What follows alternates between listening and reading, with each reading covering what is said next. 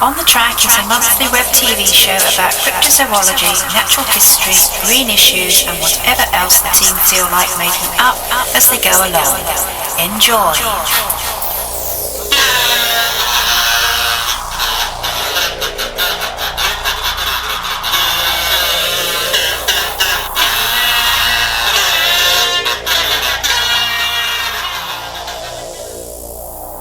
I'm worried about the demographics of our viewers. When you're a hip young influencer like me, you know how important demographics are. Dad and Uncle Carl are just stupid. If they had their way, it'd all be about mystery animals. It wouldn't be about us at all. We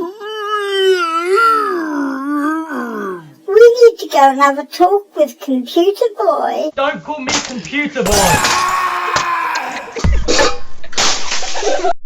I really like you.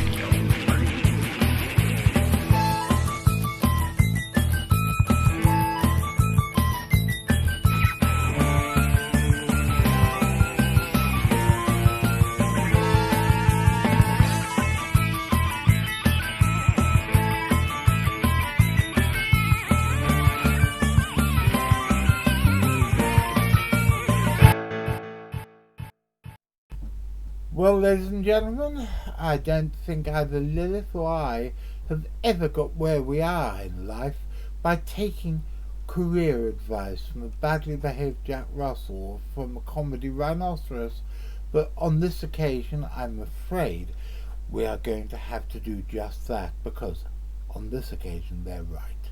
Both Archie and Wally have really got a point. Changes are going to have to be made and on the track.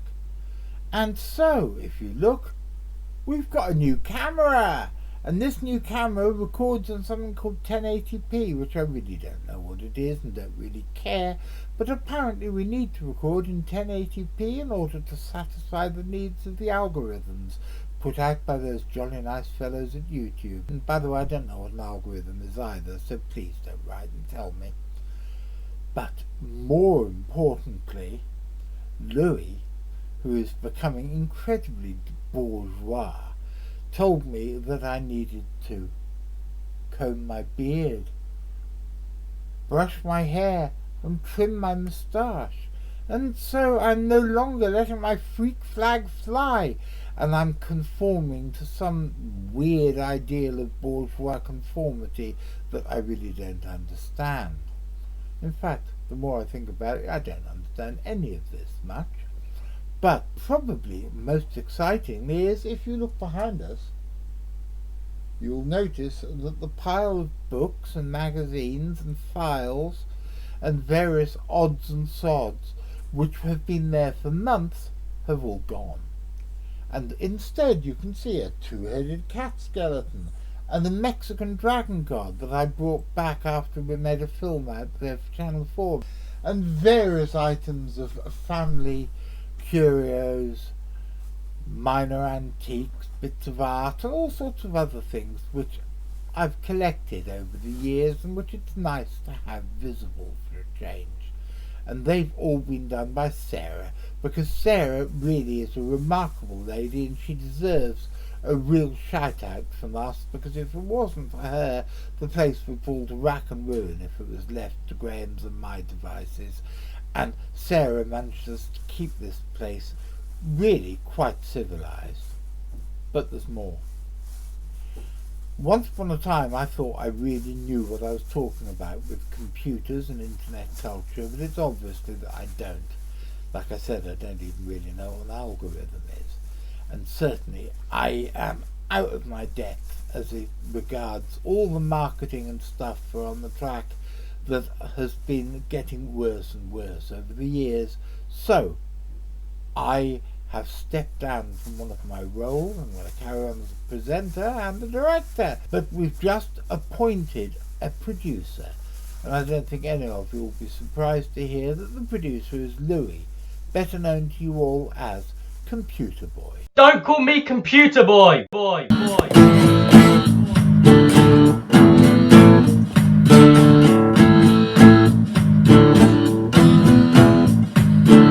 Louie, he tells us what we got got to do with the show. Oh, Louie, Louie, he tells us all the stuff and the places that we should go. A fine young man from somewhere near Brighton. He's quite sweet and easy to frighten. He is our producer of joy. But don't call him Computer Boy! This episode is dedicated with much love to the memory of Wolfgang Schmidt, one of our oldest friends and certainly the first major benefactor the Centre for Fortean Zoology ever had. He died of COVID just before Christmas, another victim of a horrible year. In the last episode I spoke to Richard Freeman following the death of Brian Sykes, Professor of Genetics at Wolfson College, Oxford. But after we had spoken about Brian's death, our conversation went on to pleasanter topics.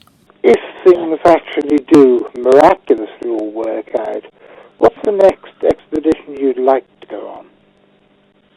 Well, I'm hoping to go back to Mongolia, where there's an American film company that want to do they're doing a series, hopefully, and they want to do a trip to Mongolia to search for the Deathworm with me. So that's hopefully on the cards for next summer.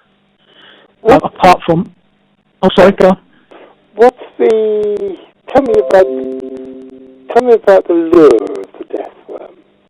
The lure of the Deathworm is that it has a pedigree that goes back to the likes of Roy Chapman Andrews, who they based Indiana Jones on. He's a paleontologist who was first told about it, and then all through the Soviet era, there were Russian and Mongolian people searching for it, and it is such a bizarre creature in such a remote area. If you've been to the Gobi Desert, you'll know just how amazing and alien and spooky and unearthly this place is. It's of all the many places I've been, the Gobi is my favourite, and it's so vast and so uncharted that an unknown animal could easily live there.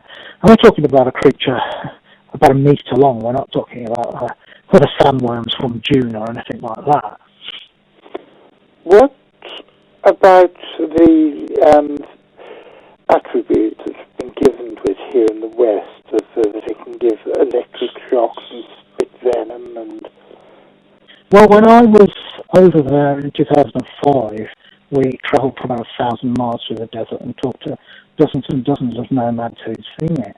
And they say the electrical blast, which they refer to as throwing lightning, they say that's apocryphal and it doesn't do that, it's just folklore. One man said he saw it after rainfall and its scales were all glittering, reflecting the light from the rain, and he says he thinks that's maybe where the idea of the electricity comes from.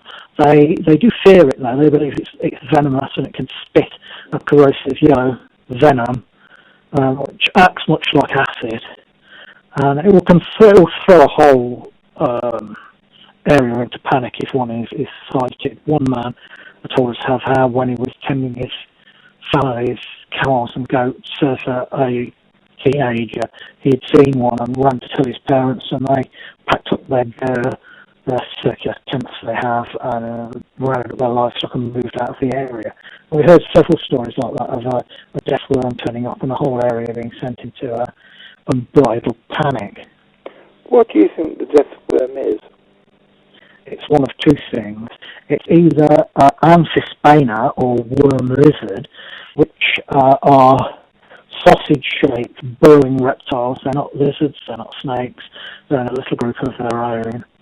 Very odd and poorly studied reptiles from North Africa, parts of Europe, and South and Central America. None are known in Asia, but it could well be that there's a large, very chunky one living beneath the sands of the Gobi Desert. And my other guess is that it's a new species of sandboa. It's not the Tartary sandboa because it's too big and it's the wrong colour. One of the nomads we spoke to said that there were two worms. There's the Alroy hoikoi, which is the death worm, and he said there's a smaller grey one that they call the horsetail worm rather than the death worm, and that does sound like the Tartary sandboa. So if this smaller one is the sandboa, the bigger one could be a large undiscovered sandboa. Lilith is particularly interested in this next story because she told me the other day she wants to be a cheetah when she grows up. And last year, India's Supreme Court agreed that wildlife authorities there could reintroduce the cheetah to India 70 years after its local extinction. Kuno Palpur in the central state of Madhya Pradesh may not be one of India's best-known sanctuaries, but it's certainly becoming one of its most controversial. Asiatic lions now only live in the Gir forest of India, and for decades it's been agreed that a second population should be set up, and the search for a location for that second population ended eventually in the identification of Kuno Palpur almost 30 years ago.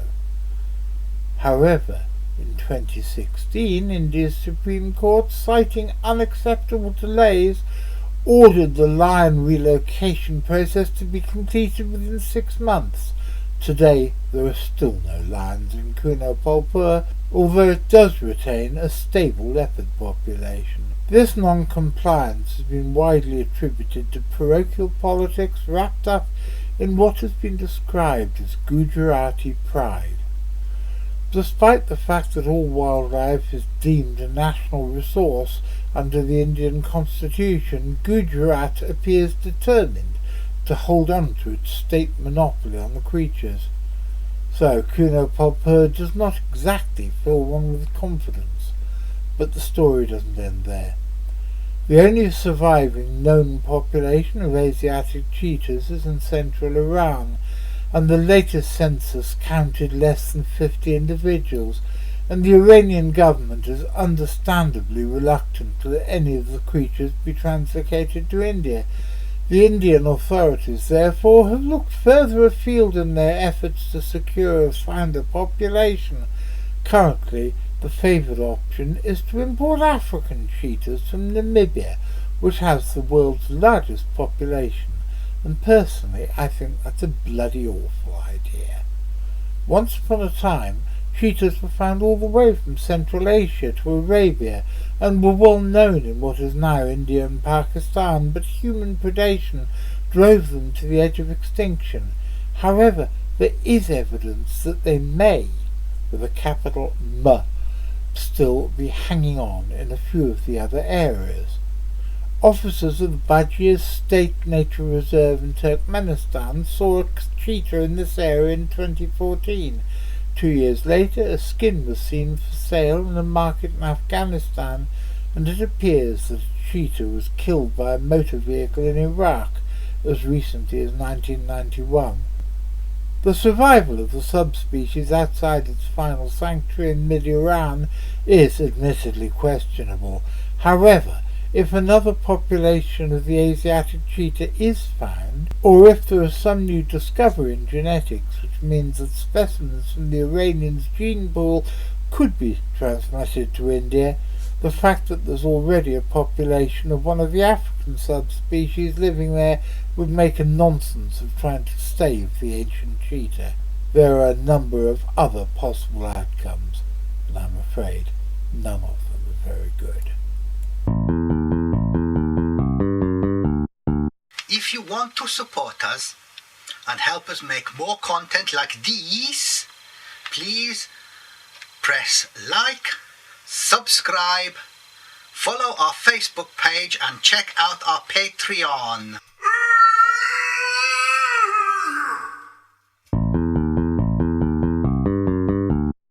Well, regular CFZ watchers will know that I've been talking about writing a book about my childhood in Hong Kong and about how I first became involved with cryptozoology for many, many years. Well, I've got some news for you. It's finally finished. It's finally out, and as you can see here, my team and I are hard at work sending out the first batches of orders to people who've been kind enough to buy it. So here we have our highly trained dispatch department, i.e. Carl and over there, Archie, who are putting envelope labels on envelopes and putting the magazines, why do I keep on saying magazine, putting the books over to me to sign. So first of all, which one is this for? Down, hold it. Okay. To down with, do you press the red button? Mm-hmm. Love, John, 2021. One thing that's very important with the CFZ is that everybody knows how to press the red button. And so if you want to buy a copy of the book, and I'll autograph it to anybody you wish, please just follow the link below. But enough of my crass commercialism. We've come to the end of the first of what I think is going to be a new look on the track, and I hope you guys all like it. If I can risk quoting Spinal Tap. Hope you enjoy our new direction. Well, ladies and gentlemen, I'm sure you've noticed that Charlotte's not in this episode. This has been because of lockdown and because we haven't been able to see her since the end of November. But I have a sneaking suspicion that this is actually going to be the way of things from now on, because I'm not the only person who's getting older. Charlotte's now 18, she's off to college to study zoology in the autumn, and all things being equal, she's going to have an exciting summer holiday job in a nature reserve. So we're not going to be seeing any like as much of her as we have been over the last few years. And you know what? That's okay. We love Charlotte very much, we always will, and she will always be part of the CFZ family. And any time she wants to come back and be on this show, she is always welcome. Darling, we're with you whatever you decide to do in the future, and we love you very much. I'd also like to say a big thank you to Louie. I often take the mickey out of him, and I'm often quite acerbic towards him when he's trying to help me do something that I don't understand. And I just want to say publicly, thanks mate, I do appreciate all that you do. Now, hopefully there won't be as big a gap between this episode and the next episode as there was between this episode and the last episode. It all depends on technical stuff, but hopefully I'll be seeing you again soon. So, until then, be seeing you.